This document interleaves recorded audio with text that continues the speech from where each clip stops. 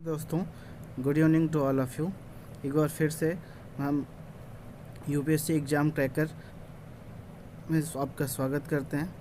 आज हम लेके आए हैं 28 मार्च के द हिंदू में जो पब्लिश हुआ है टेक्स्ट एंड कॉन्टेक्स्ट का आर्टिकल।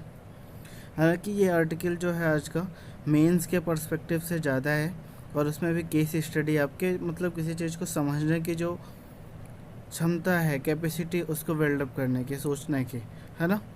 तो केस स्टडी पे भी आ सकता है ये क्वेश्चन, पेपर 3 से भी रिलेटेड क्वेश्चन आ सकता है। प्रीलिम्स के पॉइंट ऑफ व्यू से आज इसमें कुछ भी नहीं है, ठीक है। तो चलिए हम स्टार्ट करते हैं। पहला टॉपिक है अनसस्टेनेबल वेल्डिंग मटेरियल, ठीक है।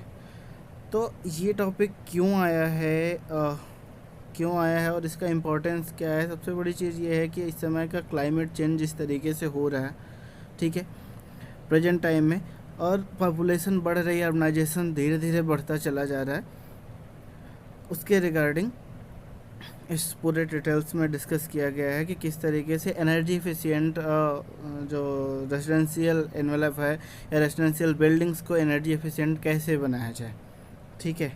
तो हम देखते हैं कि जो सबसे ज़्यादा मेजर एनर्जी कंज्यूमर है 33% इंडिया इलेक्ट्रिसिटी का, वो कहाँ पे जाता है आपका वेल्डिंग मटेरियल, बिल्डिंग सेक्टर्स में ही जाता है। 33% कंजप्शन इंडियन इलेक्ट्रिसिटी का बिल्डिंग के क्षेत्र में ही जाता है ना, बिल्डिंग सेक्टर में ही जाता है।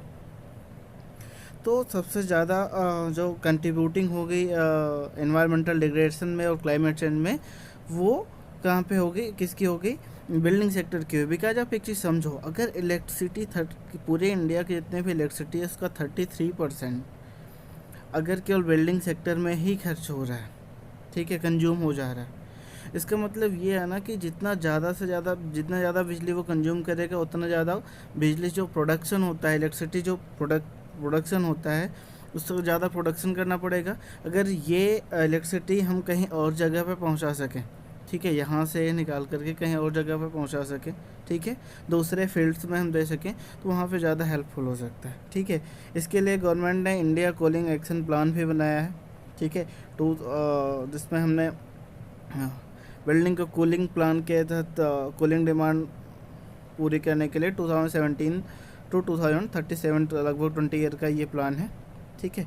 अब इसे देख सकते हैं, एग्जाम्पल के रूप में हम यूज कर सकते हैं। दूसरी चीज़ हम एग्जाम्पल के रूप में क्या यूज कर सकते हैं कि बिल्डिंग क्षेत्र, जो बिल्डिंग सेक्टर है, उसको हम क्लीन एंड ग्रीन बनाने के लिए हम क्या, हमारी एक इको निवास संहिता बनाई गई, ठीक है, eco Niwas Samhita and the residential energy conservation building code, ये 2 बनाए गए हैं। तो इन पे भी कभी कभी इनका भी हम आंसर लिखते वक्त, मेंस आंसर राइटिंग करते वक्त इनका जस्ट एग्जांपल दे सकते हैं, ठीक है। एंड आगे हम देखते हैं, आगे है इसमें the ANS introduce the residential envelope transmittance value RETV की बात कर रहा है ना। अब चूँकि इतना डेप्थ में जाकर के यूपीएससी आपसे नहीं पूछता है, आपको यूपीएससी क्वालिफाई करने के लिए अगर प्रीलिम्स में भी ये कभी पहली बात तो नहीं पूछा जाएगा। रीज़न बीइंग ये है, उसको जस्ट आपको इन्फॉर्मेशन उसको ऐसे चेक करना होता है कि आपको जनरल अवेयरनेस है या नहीं है। तो इस पूरे आर्टिकल से सिर्फ हमें इतना सीखना है कि अगर हमारे जो बिल्डिंग सेक्टर है उसको एफिशिएंट हम कैसे बना सकते हैं और वो किस किस वजह से ज़्यादा एनर्जी एफिशिएंट है वो, ठीक है। तो उस चीज़ को हम केवल यहाँ से उस पॉइंट को निकाल करके देख लेंगे कि अभी हम किस चीज़ का यूज कर रहे हैं और इन फ्यूचर हमें किस चीज़ का यूज करना चाहिए, ठीक है। जैसे अभी हम रेड ब्रिक्स का यूज करते हैं, फ्लाई ऐश का यूज नहीं करते हैं, है ना, सीमेंट का यूज करते हैं, एट्सेट्रा। तो ये ज़्यादा से ज़्यादा क्या करते हैं, वार्मर क्लाइमेट को बढ़ावा देते हैं, ना कि कूलर क्लाइमेट को, या फिर क्लाइमेट जो चेंज है इसमें ज़्यादा से ज़्यादा ये योगदान देते हैं। तो उसके जगह हम क्या कर सकते हैं, गवर्नमेंट ने एक सुझाया है AAC ब्लॉक्स का यूज करके आप उसका बना सकते हैं। AAC ब्लॉक्स का यूज करेंगे तो उससे क्या हो सकता है कि थोड़ा सा एनर्जी एफिशिएंट बन सकता है, कूल, ग्रीन एंड कूल की तरफ हम जा सकते हैं, ठीक है। तो बाकी कुछ खास इस पूरे आर्टिकल में था नहीं आज, है ना। तो इस वजह से यहीं पे हम इसको ब्रेक कर देंगे। बस एक लास्ट है, कंक्लूजन का हम देख लेते हैं, ठीक है, कि इस समय हम किया क्या जा सकता है। एक मीवान टेक्नोलॉजी है उसका भी यूज किया जा सकता है ना, यहाँ पे मेंशन किया है ऑथर ने। दूसरी चीज़ ये है कि लास्ट में हम देख सकते हैं कि चूँकि कंक्लूजन में हम देखेंगे कि चैलेंजिंग है बट एसेंशियल है फॉर ग्रीनर फ्यूचर के लिए। ये एसेंशियल है कि हम चेंज करें, जो डेड ब्रिक्स का यूज करते हैं उसको शिफ्ट करके हम इस पे जाएँ, मोनोलिथिक कंक्रीट पे जाएँ या AAC का यूज करें, है ना। तो ये चीज़ हो सकती है। तो इन कंक्लूजन में हम देख सकते हैं बाई री imagining the construction design and practices, manufacturing, innovating the वॉलिंग materials and fostering a culture sustainability, we can create the resilient and energy efficient structure that align with the environmental goals with significance improve the quality of life of the masses। तो ज़्यादा कुछ था नहीं इस article में, यहाँ से हम बस यही देख सकते हैं, ठीक है। नेक्स्ट आर्टिकल आया है रोहिंग्या रिफ्यूजी पे, ठीक है। Risking their lives at sea, reason being ये है कि यहाँ पे रिपोर्ट आई है UN की, ठीक है, कि सी से अगर ये UNHCR है, इन्होंने रिपोर्ट दिया है। देखिए आप यहाँ रिपोर्ट दे सकते हैं, अब स्टार्टिंग से हम देख लेंगे बट एक बार कंटेक्स्ट समझ लीजिए कि ये आया क्यों है, ठीक है।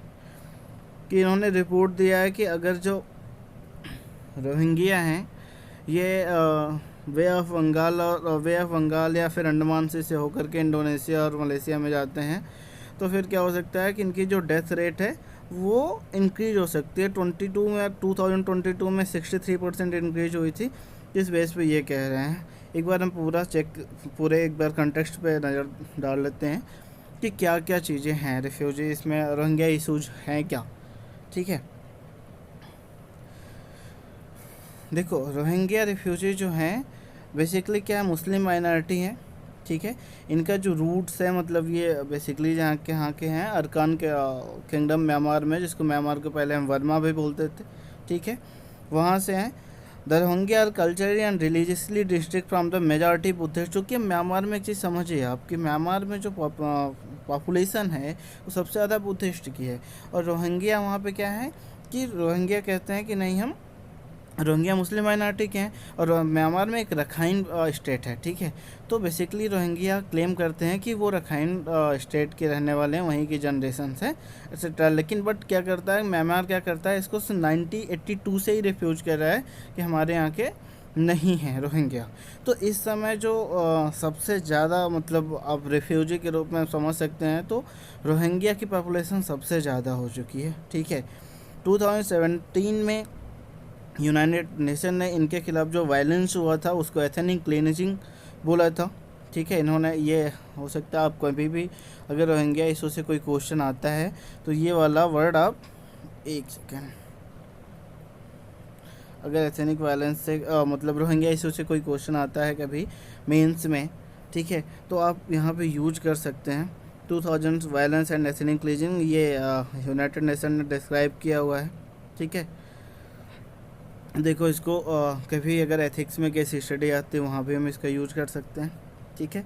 अगर कभी पेपर सेकंड में कुछ क्वेश्चन इससे रिलेटेड आते हैं, ठीक है, IR वाले पार्ट में म्यांमार और इंडिया रिलेशन में रोहिंग्या से क्या इफेक्ट पड़ेगा एट्सेट्रा, ठीक है, क्योंकि ये चीज़ें इम्पोर्टेंट हैं तो हम वहाँ पे भी इसका यूज कर सकते हैं, ठीक है। अब इसके बाद हम देख लेते हैं ये अंडमान सी वाला इनका क्या केस है, ठीक है। दूसरी चीज़ एक चीज़ और हम देखना मतलब बड़ा इम्पॉर्टेंट है इसमें रोहिंग्या के साथ क्या हुआ है कि जो इनके कैंप्स हैं, ठीक है, यहाँ पे काफ़ी चीज़ों का सर्ट मतलब जो एडिक्वेट लाइफ एक बेसिक नेसेसरी चीज़ें होती हैं ना, एक बेसिक ह्यूमन नेसेसिटीज़ होती हैं, वो भी नहीं इनके कैंप में अवेलेबल हैं। शॉर्टेज है फूड का, वाटर का एक्सेस नहीं है, सैनिटेशन फैसिलिटीज़ नहीं है, चिल्ड्रन का एजुकेशन नहीं, जो बेसिक लाइफ जीने के लिए एक रिक्वायर्ड चीज़ें होते हैं वो भी अवेलेबल नहीं है। तो रोहिंग्या का बड़ा मतलब बेकार कंडीशंस चल रही हैं, है ना। तो ये इसके ऊपर इन्होंने दे रखा है, इसके ऊपर आर्टिकल आया। तो अगर आपको कभी आ सकता है, अगर आप मेंस में कभी क्वेश्चन आता है, केस स्टडी आती है तो वहाँ पे इसका आप यूज कर सकते हैं। मैंने ये रिपोर्ट के UNHCR का जो रिपोर्ट है उसके बारे में आपको पहले बता दिया है, ठीक है, यहाँ से आप देख सकते हैं। दूसरी चीज़ एक पॉइंट इसमें से इम्पोर्टेंट क्या हो सकता है कि हो सकता है कि UPSC क्या करे कि UNHCR पे क्वेश्चन प्रीलिम्स में पूछ ले किसका गठन कब हुआ था, ठीक है। एंड एट्सेट्रा, इसका जो मैंडेट क्या है, ये कैसे वर्क करते हैं, है ना। तो ये सारी चीज़ें इस वाले टॉपिक से पूछे जा सकती हैं। नेक्स्ट वाला जो टॉपिक आया है, when images speak why it is the difficult not to जज a book by its cover. ये टोटली जो है केस स्टडी के ऊपर है, या फिर आप इसका यूज जो है ऐसे पार्ट में भी कर सकते हैं, इसको आप खुद से देख सकते हैं, ठीक है।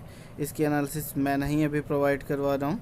ऐसे प्लस एथिक्स में केस स्टडी में आप इसका यूज कर सकते हैं, है ना। तो यू कैन रीड हेयर। ये था आज का टोटल टेक्स्ट एंड कॉन्टेक्स्ट का, कुछ खास नहीं था। ओके, चलिए, thank you so much for watching video. कल मिलते हैं फिर कुछ नई चीज़ों के साथ। Thank you so much.